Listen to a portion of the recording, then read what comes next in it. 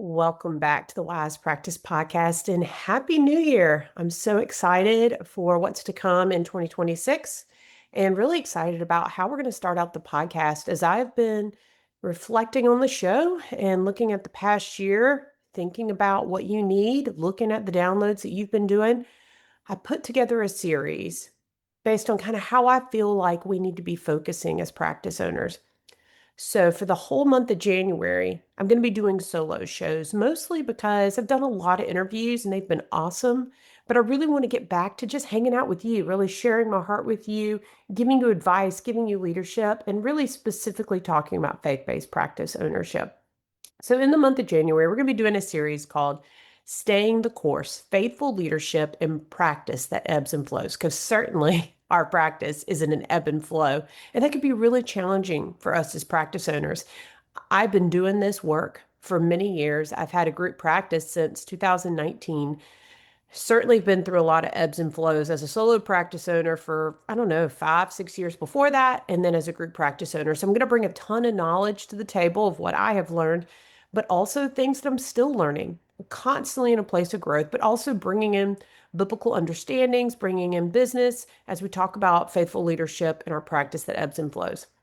So I want to slow things down as we jump into January a little bit.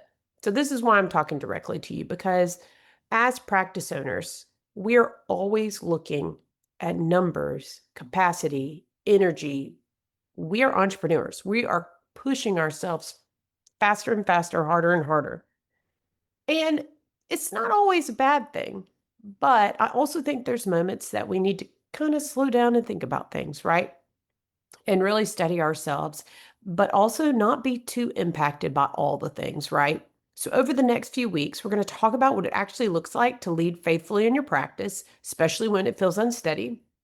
We're going to explore why pulling back in a slower season often costs a lot more later, okay? And how to lead people well when you're feeling tired, and what faithful, wise investments look like over the phases of your practice ownership. So, this series isn't just about pushing you harder, telling you more things to do.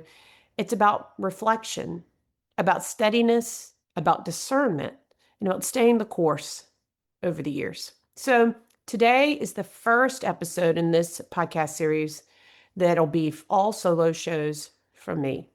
So, today we're going to do faithful leadership when the numbers feel unsteady.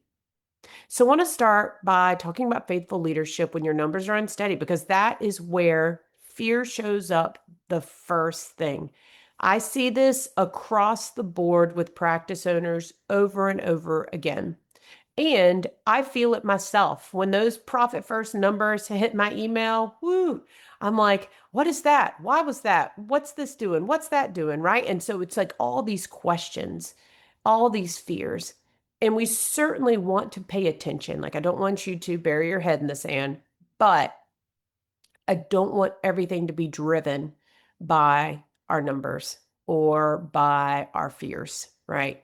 So we want to make good, consistent decisions. So we're going to be looking at that today. So if you've ever felt the pressure to react quickly, which I'm sure you have, because I have, or you've questioned whether you're doing something wrong just because things are feeling uncertain, you're not really sure where you're going, this episode's for you. So one of the first things that I want to do is to name this reality without panic, right? This is not something we need to be fearful about as practice owners. It's so normal that your practice ebbs and flows. It's also very normal that you would feel up and down. The other day I was thinking about being an entrepreneur, and I was like, if you're not okay with making mistakes, and if you're not okay with setbacks, really setbacks, then you shouldn't be an entrepreneur, because setbacks are expected in owning a business. So just go ahead and anticipate that that's going to be coming. The ebbs and flows are part of it. So they always have been, they always will be. So we as practice owners have got to figure out, how do we stay steady when things don't feel steady? We know as practice owners that there's always fluctuations based on time of year. So for example, You just got through December. I'm going to guess that you're spending more than you're making, right? I mean, we're buying all these gifts, we're thinking about Christmas, but then we look at our practices, less people coming in, less income coming. And so that doesn't always feel so great. But then we know that March is coming just a few months from now, or October. We have consistently found those times of the year, whew, there's just so much going on. Our practices flourish, they're going really great. So summer, fall, those look different, different times of year. And so we start to get in an experience of that. I even have to train my clinicians on that because sometimes they are like, what is going on? Why don't I have clients? Or what's going on? I have too many clients, put me on a hold. And I'm like, get ready because that's not how it's going to be a few months from now, right? You have to just kind of, I think of it as embracing the ebbs and flows, allow those times that are slower to be good times for you because those are times you can invest in other things, right? But you don't want to freak out when things get slower. It doesn't necessarily mean that you've done anything wrong. It's just part of running a business, y'all, right? So, kind of talking about this idea of ebbs and flows, I want to also share personal stories throughout this podcast series. And last year was by far one of my hardest years in running a private practice, especially a group practice, really. I had 7 therapists leave the practice, right? That is almost half the clinical staff. Now, you're probably thinking, Whitney, why did so many people leave? It was so many different things. We had one person who needed more time with his family because he was working too many jobs. Another person who had a baby, needed to move. Another person who had some medical concerns that needed to be taken care of and didn't feel like she could work. Another person retired.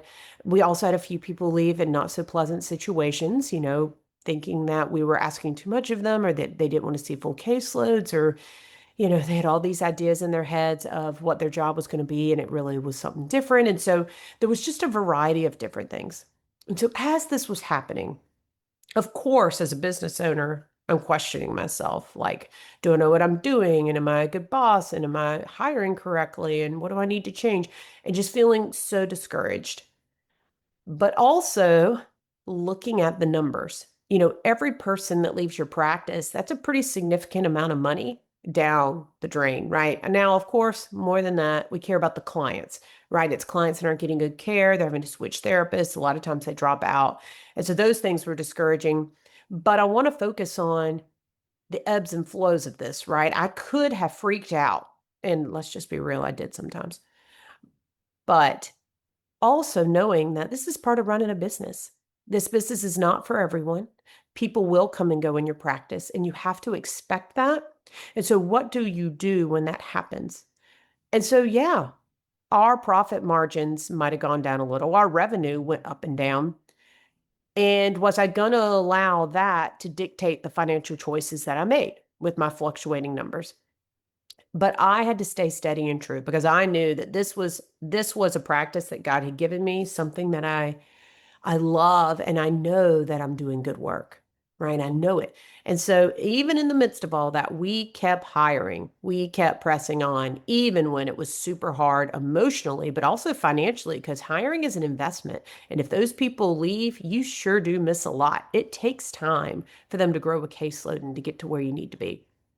Fortunately, I didn't let my fears of money dictate my decisions. And actually, I'm recording this podcast here at the end of the year. We are actually going to have more revenue than we ever have before and still have profit, which blows me away, right? To lose that many therapists, almost half your clinical staff in 1 year and still come out making more revenue than you did the year before. That does speak to, honestly, these therapists and the leadership team that I have in place. So looking at these seasons though, this has definitely been a season of growth for me, transformation within my heart, and also learning that this is just the ebbs and flows of what happens in my practice. Scripture consistently talks about this. Seasons, right? I'm sure as soon as I said that, you thought Ecclesiastes. There's a season for everything. Business is no exception to that. There's a season for the way your practice is going to go, and I want you to maximize on those seasons so that you can really invest in your practice and also invest in yourself. Sometimes when it's slower, that's a really good time to take care of you. Just yesterday, one of my therapists was like, yeah, I just had a few cancellations. And I was like, oh, I'm sorry. She goes, no, it's great. Now I can go do some self-care. And I'm like, yes, I love that attitude that you're bringing to the table. It's easy to assume that something's wrong or broken. And look, sometimes there is. Sometimes it is a time to kind of discern, and we'll talk about that in a second. But don't always assume that something's super bad just because something happens. It's not always about us, right? I know that I did that when these therapists left. I was like, what did I do wrong? It's not always about me. Sometimes it's about them and what they need and what works best for them. So stability isn't the absence of change, because change is going to come. Stability is how we respond in the midst of change. So, in the midst of what's happening in your practice, you want to be stable and grounded. And we know that God is that stability for us. And so, leaning on Him and having discernment is key. So, when your numbers are feeling unsteady, this fear often is going to show up, maybe looking like wisdom. Okay. We do not want fear to dictate our decisions. I know you know that, but we do it every single day, right? We look at our anxiety and we let it rule the roost, and we really just wish that we would slow down and pay attention. And then I look back and I'm like, dang it, why did I let the anxiety be the thing that dictated those decisions? And so we want to work on this idea of discernment and slowing down. So you want to be practical, you want to be responsible, reasonable, and I do strongly encourage you to have a leadership team that helps you discern, that helps you see when you're acting reasonable and unreasonable, maybe, even though in our minds we're reasonable. But I consistently have to go to my integrator and say, am I doing the right thing here? Like, what do you think about this? But it's super helpful. So when you are looking at your fear, fear is often telling you to make rash decisions.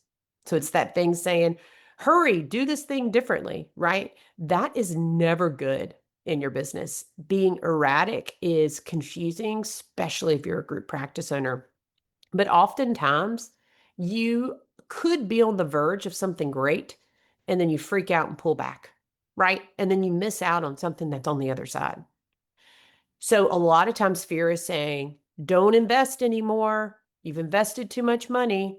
Now, some of us maybe are investing too much money, and I want you to think about that. But I would say in the majority of situations, when I talk to practice owners, people are not investing enough. And then they pause their marketing because they don't know what to do next, or they're scared, or they pause their consulting. When really those pauses are setting them back a lot. And if you just continue to invest and move forward, eventually you'll push through a wall, right? So, and a lot of times fear says, I can do this all myself. I got this, right? So then we start letting go of employees, or we don't delegate out. We don't ask for help. We take on more than we can chew. And that's not good either. So slowing down, is wise, right? We don't want to push ourselves too hard. We want to take time to be thoughtful about our decisions.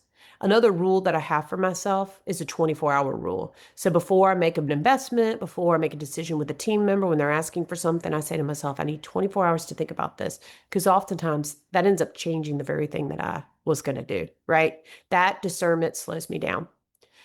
So it also helps me realize, am I acting out of fear or not? And you don't want fear to create analysis paralysis, right? So we have two different things we're talking about here. Sometimes fear causes people to push forward and make decisions erratically, right? And then sometimes fear creates analysis paralysis. So they're doing absolutely nothing and you're just sitting there hoping things will change. We want to find that middle ground as a leader in that place of slowing down and discernment. And I find, at least for the analysis paralysis part, really putting a timeline on when we're going to make decisions can really help in that process. So, yes, I don't want to make this decision. I want to put it off, but I'm going to make it in 3 days, or I'm going to make it in 1 week. And that can really kind of help spur you on. So, we're going to talk a lot about money because I think it's a big part of our faith journey and our practice, of course. And I'm here to help you with running your practice. So looking back on this past year, and I was talking about all the people that had left, and I could have been really fixated on the money. But believe it or not, I have invested more money in my business in this past year.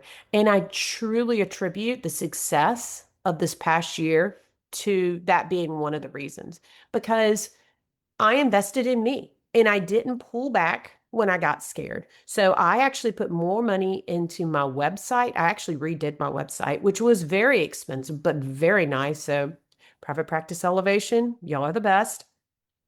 But it really was a huge investment. And there were definitely times that I was like, eek, like, am I going to be able to do this? And now looking at my site, I'm like, oh my gosh, it is gorgeous. And by the way, I get lots of compliments on it and it's functioning so much better. And I've also invested more in search engine optimization, working with multiple companies, doing blogs, doing pages, and that's been making a big difference. But it's been a huge marketing investment every single month. I also hired an integrator for my practice, or kind of like a business coach, and that has made a big difference. And that is also super expensive, the most I've ever invested in coaching for me, but it has gotten my practice to a much better place than it ever could have gotten. And we're making more money than we've ever made before. So that those investments that I trusted and moved forward in actually got my business to another place. So many people come to me and they say, Whitney, how are you so successful? And look, it's been risk after risk, but my risks are within stability. My risks are within God. I pray about them and I wait on God, right? I even think back to when I was a solo practice owner and I knew God was leading me to start a group practice. Y'all, I was scared, so scared. And I needed a business coach to tell me what to do because, look, I had no idea what I was doing. And I'm so glad that I invested in that. In fact, I was in coaching for 2 years and I got my practice from being a solo to all the way to, I think, about 8 therapists at that time in that 2 year period. And so coaching made the world a difference. But I seriously remember agonizing over this decision to invest in the consulting. And I remember hitting the button and making my first monthly payment. And then I just knew this was it. I knew I'd made the right thing. And to tell you the truth, I wouldn't be sitting here having this discussion with you if I hadn't made that investment in my life, because it helped me everything helps you get to where you are, right? So don't let yourself sit in fear. Pay attention to it because it could be telling you something, but don't let it dictate the decisions that you make, right? You want to be in discernment and waiting.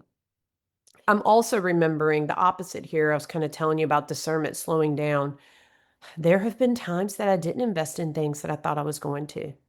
And I can remember hires that I was really needed somebody, but I decided not to. And then recently, someone came along that I was like, oh, I really want to hire this person. This just seems like the best fit. And they were kind of saying the same thing. But then I just started listening to the spirit and I was like, okay, I'm pushing this too hard. This needs to wait. There's a perfect timing for this. And so I slowed down and I paid attention to that. And God has really blessed that. In fact, what was even more interesting was in that particular moment where I felt this urgency to hire, we were getting flooded with inquiries. And so I was like, oh, reaction, I gotta hire. And then all those inquiries, like for whatever reason, weren't panning out. And I was like, okay, okay. Like as soon as I listened and slowed down and said, okay, Lord, I'm not going to move forward on this because I feel like you're telling me to wait a few months. That was exactly when the other things didn't pan out right after I made the decision. And so I think that there's also an element of some things we just have to listen and let go of, and God will bring them back at the right time. Now, we don't want to ignore our numbers, but we want them to help us make wise decisions within what we're doing. So faithful leadership isn't flashy, it's consistent. It's consistent instead of intense. It's thoughtful instead of urgent. It's stewardship instead of control. It's slowing down and paying attention and doing the things over and over again. I'm always telling practice owners, make sure you run your numbers. Make sure you're looking at them every single week. That stewardship and consistency, investing in your practice, watching how things are going, and making decisions is so important. We see this over and over in scripture, the importance of investing and waiting, right? And I just love, of course, the analogy of planting, which we see many times in scripture, tending, sowing, and waiting, right? So you're investing in client lives, investing in your business, investing in yourself, and you're consistently watching and looking at how things will grow, right? You're not being over controlling, but you're stewarding, and then you're giving it back to God and saying, okay, Lord, show me how to lead this. Show me how to invest in this. So faithful leadership often looks like staying steady when you're tempted to react, slowing down, listening to your gut, and listening to your leadership team. others that care about you. Maybe it's listening to your business coach. Maybe it's the Wise Practice community. Within that community, people consistently ask questions. They come to our Q&A calls once a month, and we talk about these things. Hey, should I put Christian counseling on my website? Hey, should I invest in this thing? And we talk through it. So I want to reframe January, right? So you're coming into the year, there's all this pressure. Like you probably created all your New Year's resolutions and you're like, yeah, I'm getting it done. And look, I hope you do get a lot done. I think it's going to be great. I also just want you to know that you don't have to jump on everything immediately. You could take a pause and a breath. But I want you to move forward at the same time, right? Not allowing chaos around you, and that chaos might feel like numbers or emotions or things happening, to be the dictation of what you do. Your practice will ebb and flow, and you will stay steady through it because Christ is your steadiness. So I want January to be a month of looking at new things, being excited, a month for noticing, a way for you to be intentional in your waiting. And if you haven't created your goals yet, I encourage you to do so. Take a few days to kind of walk away and relax before things get too busy in your practice. This time of waiting creates clarity, it creates excitement, and honestly, it creates this steadiness where you're doing your steps, putting them in place, and not just kind of running around doing things, but it actually saves your energy and time over the long haul, right? So I want to offer you this permission today that you don't have to fix everything at once. I want you to be clear about what you're doing and how you're leading. And I want you to watch your numbers and what you're investing in. I don't want you to make rash decisions and pull out of things simply because you're scared, right? Because that consistency over time builds something incredible. So as you move through this week and as we kind of move through this course, I'm looking forward to sharing with you over the next few weeks ways for you to stay steady and have faithful leadership in the ebbs and flows of your practice. So we're going to keep talking about this. We're going to talk about why pulling back in these slower seasons sometimes actually costs you more in the long run. So look forward to that episode. We're also going to talk about leading people well, even when you're tired, because I can definitely tell you that was happening to me going into the end of the year. And so how do we care for ourselves and lead our practices? And then what does wise investment look like? We talked a little bit about this on the episode, but I want to go more into what are those wise investments that you want to make in the coming year. So if you're kind of feeling uncertain in your practice, navigating these hard steps, I'm so glad that you've tuned into the podcast. And I'm going to continue to invest in you over the next few weeks as we learn how to remain steady and faithful leaders going into 2026. And just thank you for listening to the podcast. It truly means so much to me, and I consider it an honor. And if you have found this podcast helpful, I really ask that you would just take a few minutes now that we're concluding the show and give me a review wherever it is that you listen to podcasts. It makes a huge difference in people finding the show. We want to help as many Christian practice owners as possible, and that helps more clients, right, find good Christian therapy. So I want to make sure that you are taking those steps so that we can grow together. And so please rate and review the show. If you found this helpful and you know another practice owner who maybe is feeling discouraged, maybe having a hard time making decisions in their practice, or maybe things are going great for them, get the copy link and then send it to them in a text and say, hey, this show helped me. I know it'll help you. I really appreciate each and every one of you. If you ever have questions, feedback for me about the podcast, I am always open to that. Shoot me an email, whitney@wisepracticeconsulting.com. It means the world to me when I hear from you. And I respond to all those emails, especially when someone tells me what the podcast meant to them and that they listen to the show. I just think that's the coolest. So again, thank you for listening to me. Looking forward to this series together and looking forward to a great 2026.